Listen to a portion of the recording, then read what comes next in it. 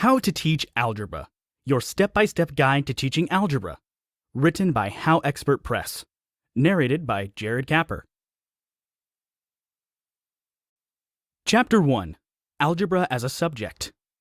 Algebra is an area of mathematics study that deals with numbers, letters grouping symbols, and symbols of operation defined for the unknown.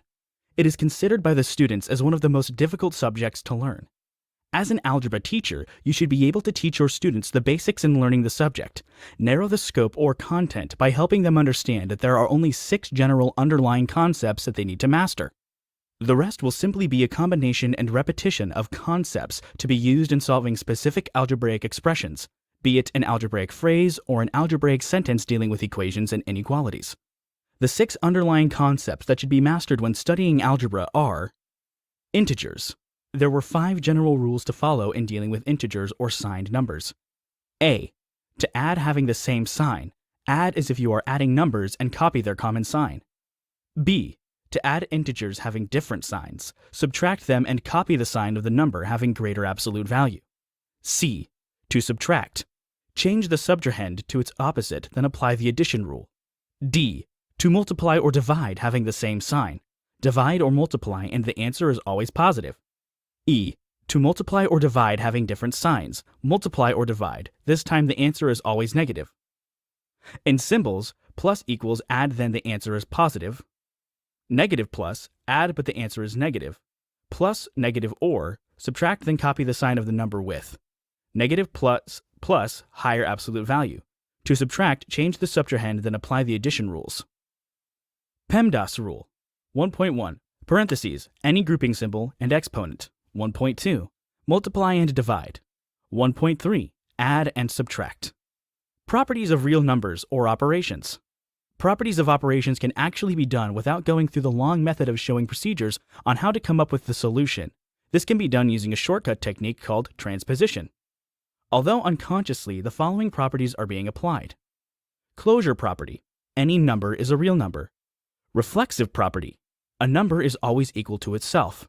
Symmetric property. If x is equal to y, then y is equal to x. Transitive property. If x is equal to y and y is equal to z, then x is equal to z. Distributive property. X times the quantity of y plus z is equal to x times y plus y times z. Properties of operation applied both in equation and inequality.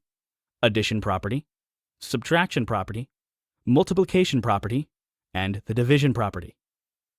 Laws of exponents. A. Product law. Just add the exponents of the same variables. Note that each exponent has their own bases. B. Power law. Multiply exponents from the outside to all the exponents inside the parentheses.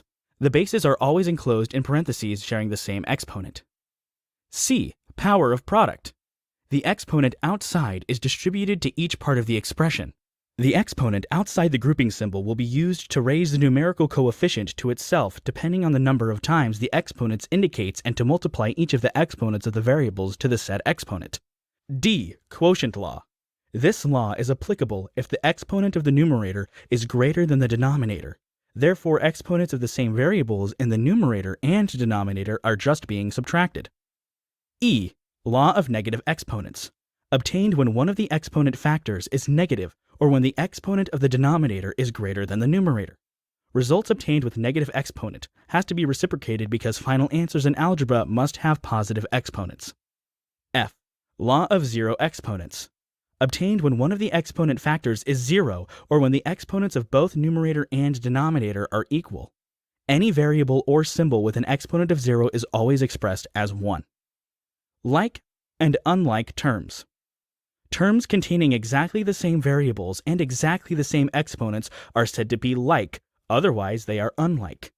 Any minor difference with the parts of the term is not allowed because only similar terms or like terms can be combined. Comprehension.